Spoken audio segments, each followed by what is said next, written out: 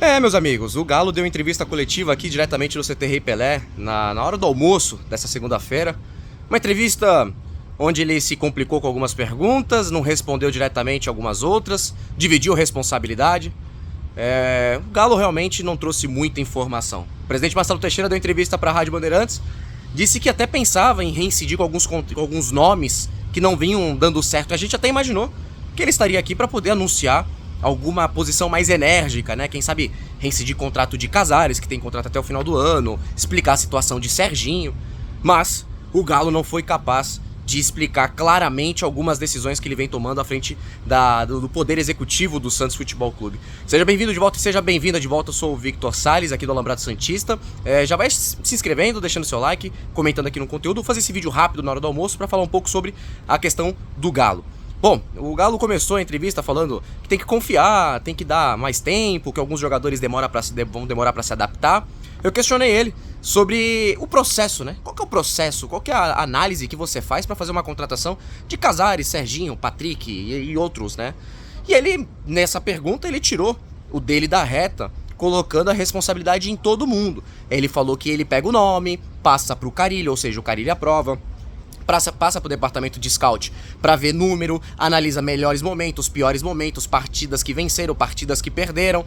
Então ele faz toda essa análise, depois ele passa esses dados pro comitê gestor, para depois passar pro presidente Marcelo Teixeira fazer a assinatura, a negociação dos valores. Então ele tira só dele a responsabilidade da contratação de jogadores que até então vêm sendo fracassados aqui na Vila Belmiro, né, como já falei de alguns, e ele divide essa responsabilidade.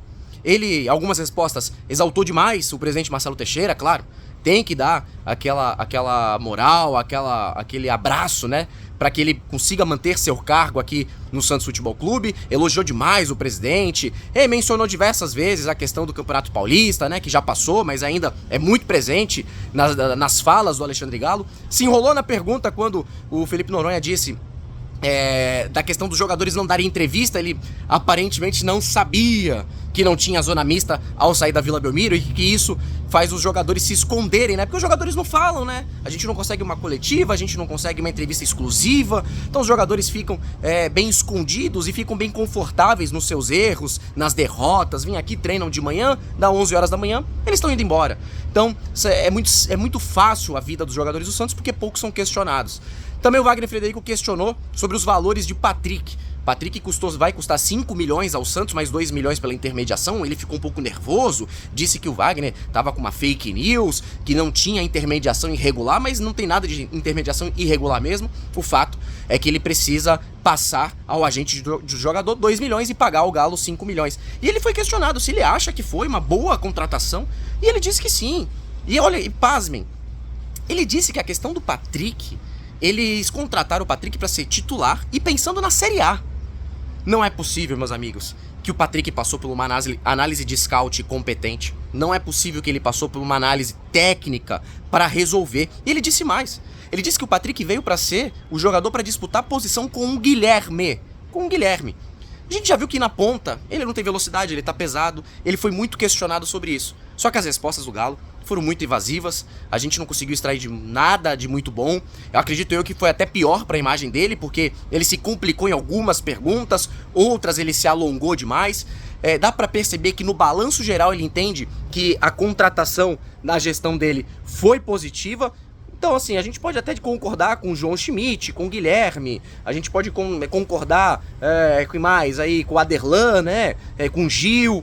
Mas a gente não consegue concordar com o Patrick, Casares, Serginho, Otero e outros aí que chegaram. O Marcelinho que já saiu, o Jorge que já saiu. Tem um número alto de jogadores. Ele enfatizou que não trouxe oneração financeira ao clube, que não é um fato, porque se você tem salário, você vai gastar. Se você reincidir, você vai pagar o resto do contrato, então vai onerar de alguma forma, porque o salário é uma forma de pagamento. Então uma coletiva, ao meu ver, fraca. Ao meu ver, mostra alguns despreparos nas respostas, uma insegurança profunda, um exagero nos elogios ao Marcelo Teixeira, falando de vencedor, da importância do Marcelo nas negociações, que o nome dele ajuda muito os jogadores a quererem vir para o Santos. Então, uma coletiva que eu não gostei.